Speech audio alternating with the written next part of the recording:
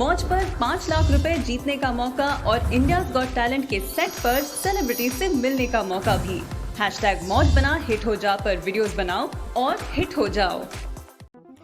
नमस्कार, one India Hindi में स्वागत है। मैं हूं राम विश्वकर्मा। कहते हैं कि जब किसी में वैराग्य के भाव जगते हैं तो उसका दुनियादारी से मोह भंग होने लगता है और वह मध्यमा मार्ग पर चलने लगता है।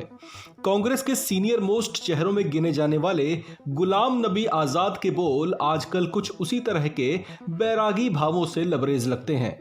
पिछले दिनों सक्रिय राजनीति से संन्यास के इशारे कर चुके गुलाम नबी आजाद को आजकल की राजनीति सुहाती नहीं है। राजनीति में कई दशक गुजार चुके कांग्रेस नेता गुलाम नबी ने इन दशकों में देश की राजनीति के बदलते स्वरूप को बहुत नजदीक से देखा और अनुभव किया है। उन्हें देश की राजनीति की बदली हुई फिजा पर कुछ अफसोस होता है। गुलाम नबी ने अपने एक बयान में आज की राजनीति पर विचार प्रकट किए। उन्होंने कहा कि आज जिस तरह की राजनीति होती है और जिस तरह के नेता राजनीतिक दलों में शामिल हैं, उनकी लालसाओं को समझा जा सकता है, क्योंकि वे सब किसी न किसी हित से देश की राजनीति का हिस्सा बने हैं। उन्होंने पूर्व प्रधानमंत्री लाल बहादुर शास्त्री का जिक्र करते हुए कहा कि वैसे नेता अब शायद ही बचे हैं जो कर्ज में हों और जिन्होंने राजनीतिक हित साधते हुए संपत्तियां न खड़ी की हों। आज मिलावट बहुत आ गई है राजनीति में। मैं हर पब्लिक मीटिंग में कहता हूं, कोई नई बात नहीं। बहुत कम लोग रहे हैं राजनीति में जो सेवा की भावना से आते हैं, बहुत कम।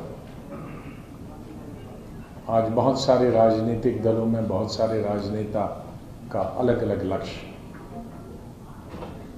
किसी के पास सब कुछ है लेकिन पॉपुलरिटी के लिए आता है, ताम झाम के लिए आता है। किसी के पास नहीं है तो पैसे बनाने के लिए आता है।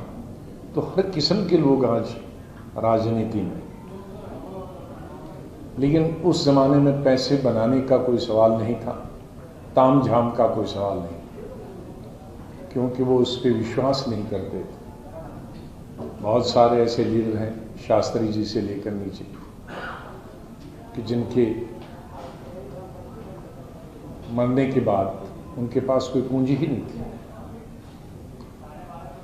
मंत्री थे, प्राइम मिनिस्टर थे, पूरे कपड़े भी नहीं थे। तो वो पीढ़ी खत्म हो गई। नई पीढ़ी आई और नई पीढ़ी में जहाँ कई अच्छाइयाँ आई, कई बुराइयाँ आई, जैसे समाज में बहुत सारी बीमारियाँ आई, उसी तरह से राजनीति में उन अच्छाइयों को दबाने के लिए आज बहुत बुराई आ। कांग्रेस के वरिष्ठ नेता गुलाम नबी यही नहीं थमे। उन्होंने देश की न्यायपालिका को लेकर भी चिंता जाहिर की।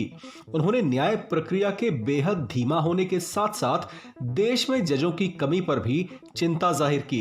गुलाम नबी ने कहा कि इसमें सुधार की बहुत ज्यादा संभावनाएं हैं। जहां हमें बहुत सारी चीजों में देश में तब्दीली लानी है, वहां हमारी जुडिशियल सिस्टम, मेरे ख्याल में इतना धीमा जुडिशियल सिस्टम कहीं जितना हमारे, उसमें जजेस की कमी है।